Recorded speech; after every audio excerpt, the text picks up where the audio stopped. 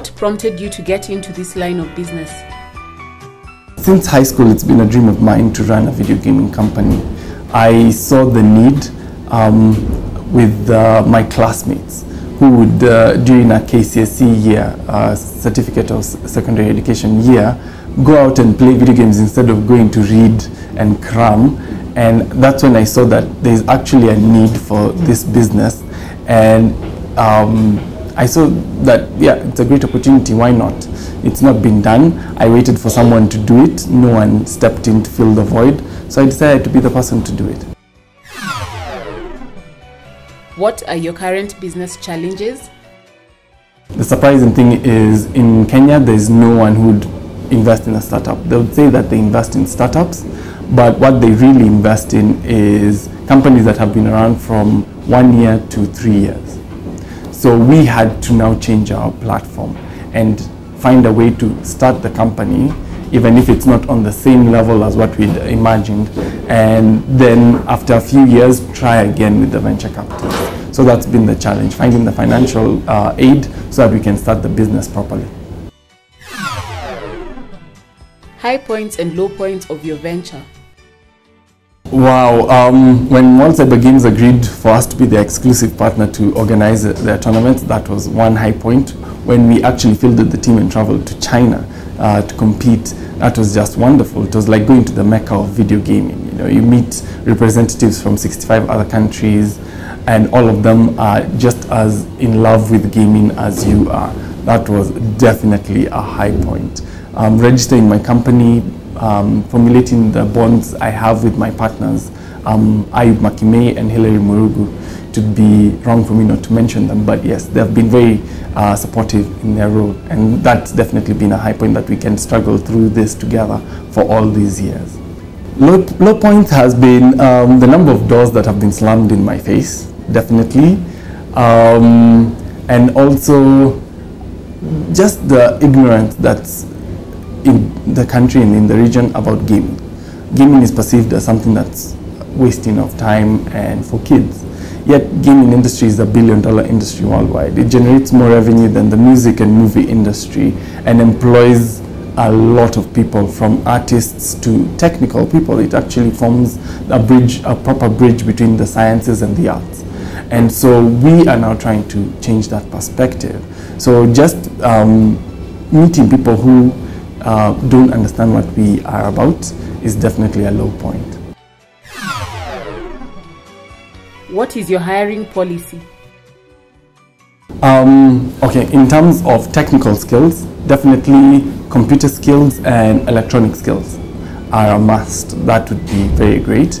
If you have electronic skills, like being able to fix a machine that's dead, and wiring, and just hands-on with any electronic device, that would be a great use.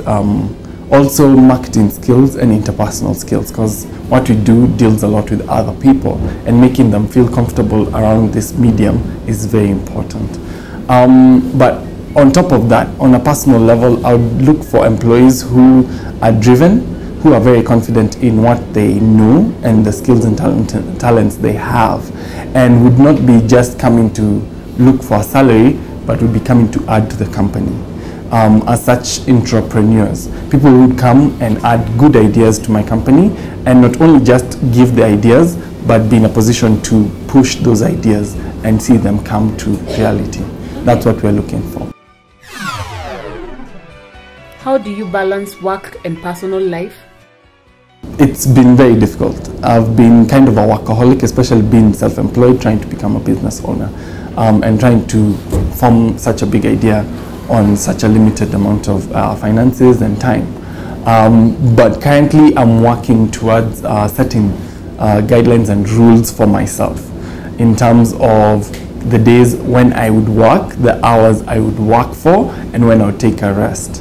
What I would do with my leisure, I'm starting to get out more and to see the world, because also interacting with people makes you have a more real perspective as to who your market really is. So yes, I'm learning to balance, and usually having strict rules helps in doing that.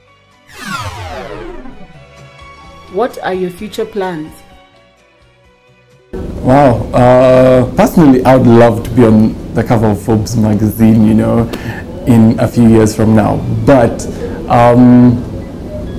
to bring it down to the perspective we're at and from where I'm at, in the next 10 years, Google changed life as we know it in 10 years.